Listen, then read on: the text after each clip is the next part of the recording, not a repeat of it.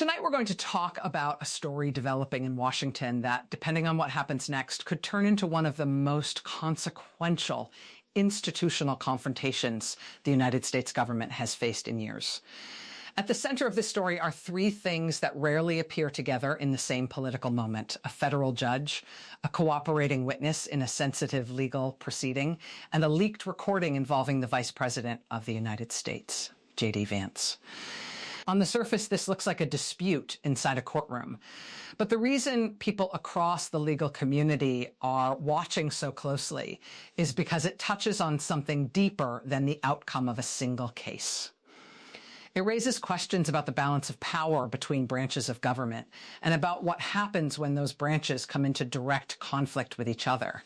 To understand why this moment is attracting so much attention, it helps to start with the events that reportedly took place earlier this week in a federal courthouse.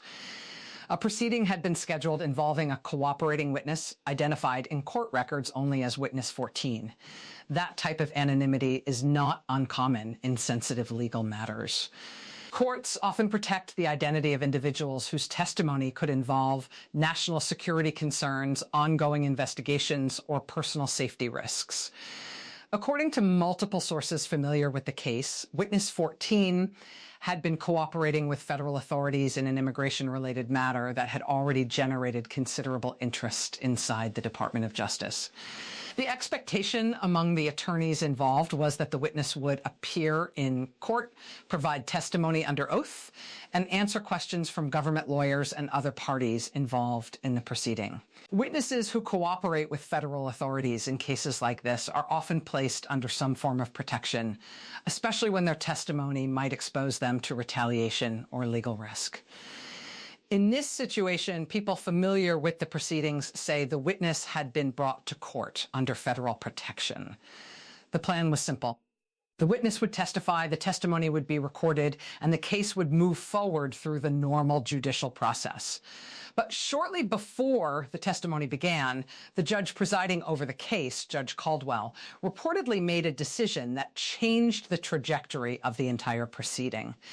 Instead of allowing the testimony to go forward, the judge announced that the witness would be taken into custody. According to those present in the courtroom, the judge cited concerns related to national security and stated that the nature of those concerns prevented him from discussing the details publicly. Within minutes, the courtroom proceedings were sealed. The witness was removed.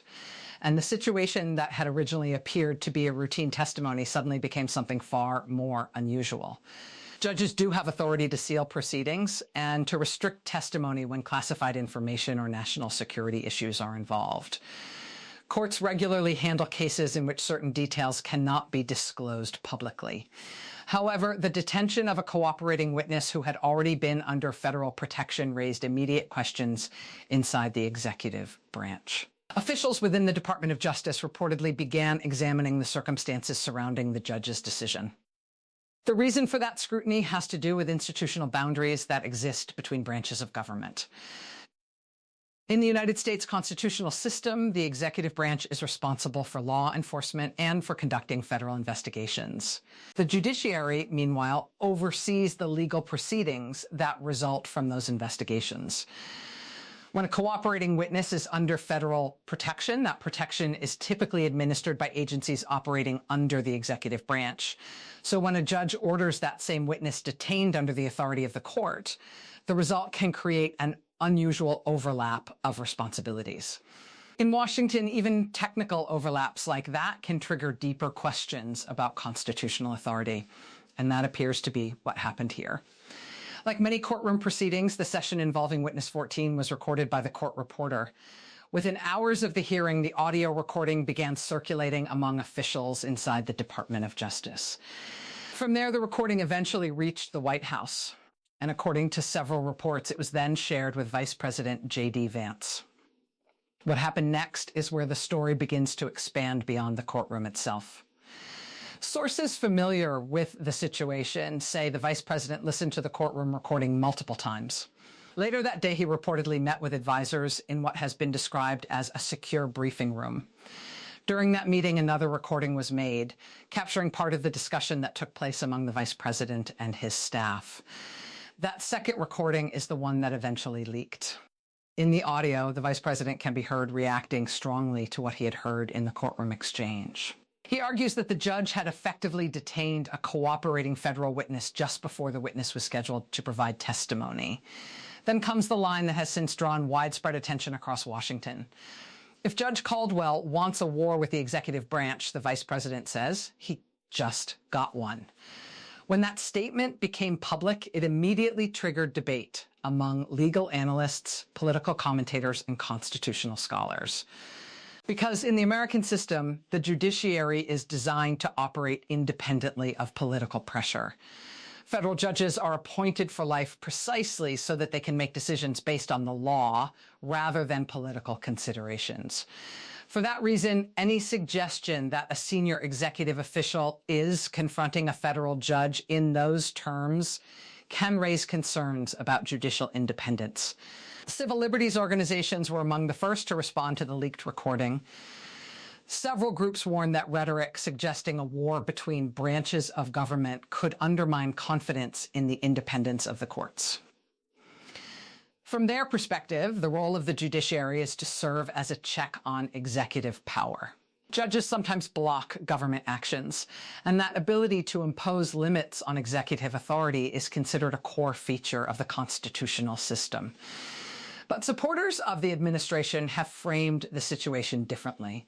They argue that if a judge truly detained a cooperating witness in a way that prevented testimony related to an ongoing investigation, that could represent a serious misuse of judicial authority.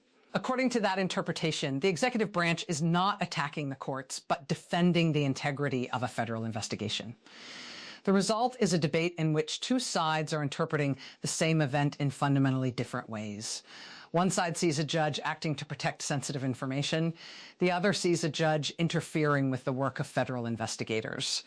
Because the underlying proceedings remain sealed, the public has limited access to the details that might clarify what actually happened inside the courtroom. That lack of information has created an environment in which speculation can spread quickly. Some legal analysts have suggested that the judge may have received a sealed filing or classified briefing that raised concerns about the witness's testimony. In national security cases, courts sometimes receive information that cannot be disclosed publicly. If that occurred here, Judge Caldwell may have been acting on information that other participants in the courtroom did not have access to. At the same time, critics of the decision point out that even in national security cases, the sudden detention of a cooperating witness is highly unusual. That unusual element is one reason the situation has captured so much attention inside the legal community. When observers try to understand moments like this, they often look to history for guidance. Conflicts between branches of government have occurred before in American politics. One of the most frequently cited examples dates back to the presidency of Andrew Jackson, when tensions between the executive branch and the courts raised questions about how judicial rulings would be enforced. Another widely discussed example emerged during the presidency of Richard Nixon.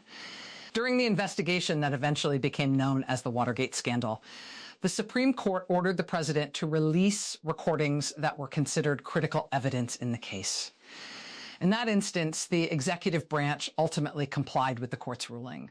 The decision to comply reinforced the principle that even the president must obey judicial orders. Those historical examples highlight something important about the American constitutional system. While the Constitution defines the powers of each branch of government, the system also depends heavily on mutual restraint. Each branch has the legal authority to push its powers to their limits. But historically, most leaders have chosen not to do so. Instead, disputes between branches are usually resolved through slower processes, such as appeals, negotiations, and political compromise. That restraint helps maintain stability in the system. When restraint begins to weaken, tensions between institutions can escalate quickly. Right now, some observers believe Washington may be approaching one of those moments.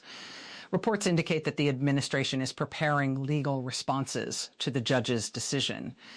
Meanwhile, members of the judiciary are said to be discussing how to respond if criticism from the executive branch intensifies. And at the center of the story remains the question that first sparked the controversy. Where is witness 14 now? Attorneys representing the witness have reportedly filed emergency motions seeking clarification about the detention. But because the case has been sealed, the details surrounding the witness's status have not been publicly disclosed. That uncertainty has only increased interest in the situation. For many observers, the most significant aspect of this story is not the specific legal dispute, but the broader constitutional questions it raises.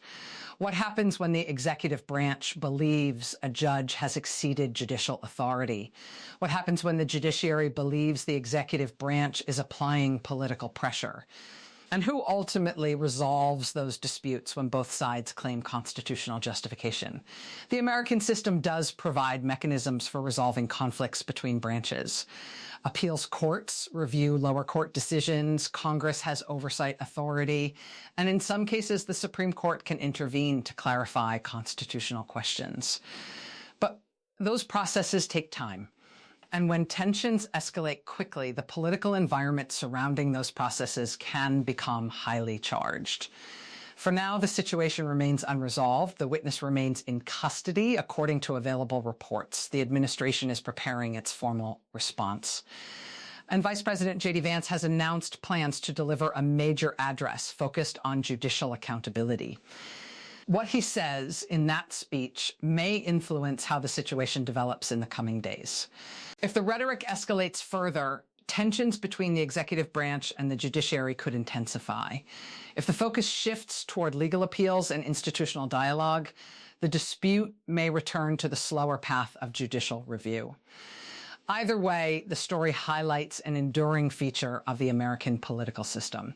The Constitution provides a framework for government, but the stability of that framework depends heavily on the choices made by the people operating within it. When leaders choose cooperation and restraint, disputes between branches can be resolved through established processes. When leaders choose confrontation, those disputes can evolve into broader institutional conflicts. For now, Washington is watching closely to see which path this situation will follow. What began as a sealed courtroom decision has grown into a national conversation about the balance of power between branches of government. And as history has shown, moments like this often reveal as much about the resilience of institutions as they do about the individuals involved. The coming days will likely determine whether this episode becomes a brief legal controversy or a defining constitutional confrontation. Either way, it serves as a reminder that the balance of power in American government is not a static arrangement. It is something continually tested, debated, and renegotiated through events exactly like this one. And right now, that process appears to be unfolding in real time.